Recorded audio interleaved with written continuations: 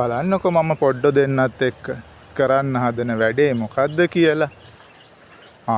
කියන්නත් අමතක වුණා. හැමෝටම සුබ දවසක්. බලන්න මං බිම සුද්ධ කළා පොඩ්ඩ දෙන්නගේ උදව් අරගෙන ලස්සන වගාවක් තමයි කරන්න යන්නේ.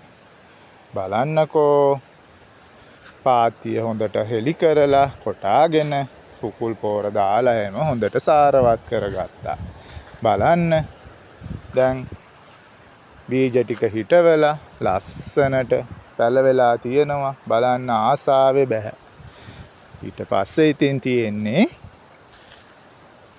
වැල්වලට මට කියන්න අමතක වුණානේ මේ මෑවකාවක් තමයි කරන්නේ. බලන්නකෝ දැන් එයාලා පැලවෙලා ලස්සනට මං ඒවට ඉපල් ටිකක් තමයි හිටෙව්වේ. මට හිටවන්න තියෙන්නේ ඒවනේ. බලන්න දැන් ඒගොල්ලෝ හිනෙහි ඉක්මනට උඩට යන ලස්සන.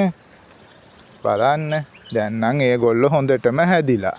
මම මේවට පෝර දැම්මේ එක පාරයි. මොකද මම මේවා බොහොම හොඳට කුකුල් පෝර දාලා සාරවත් කරලා තියෙන්නේ. ඒක නිසා පෝරවලට යන වියදමත් ගොඩක් අඩුයි.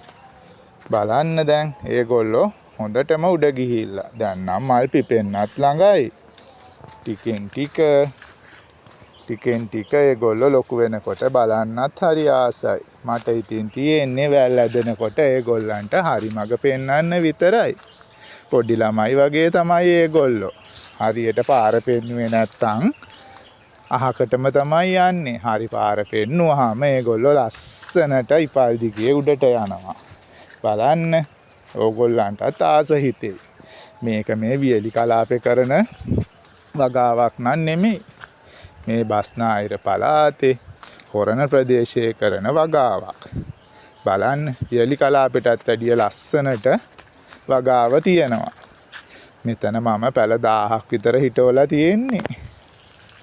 යාළුවෝ නම් කියනවා ඔබ මේ ගමන ලොකු ගේමක් ගහලා තියෙන්නේ කියලා. ඔව් මම ලොකු ගේමක් තමයි ගහන්න හිතාගෙන ඉන්නේ. අපි බලමු ඉස්සරහට. මේක ඉතුරු විස්තර ටික මම ඔයාලට දෙන්නම්කෝ. බලන්නකෝ ඉස්සරහට වීඩියෝ එකේ ලස්සනට මල දෙක පිපිලා තියෙනවා. ඒ මල් පිපිලා හිනනකොට අපිටත් හරිම සතුටුයි.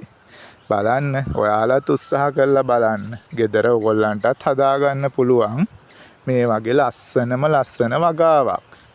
පොඩ්ඩක් බලන්නකෝ try කරලා. මේක ඉතුරු විස්තර මම ඕගොල්ලන්ට ඉස්සරහට තව වීඩියෝ එකකින් ගේන්නම්. හැමෝටම සුබ දවසක්.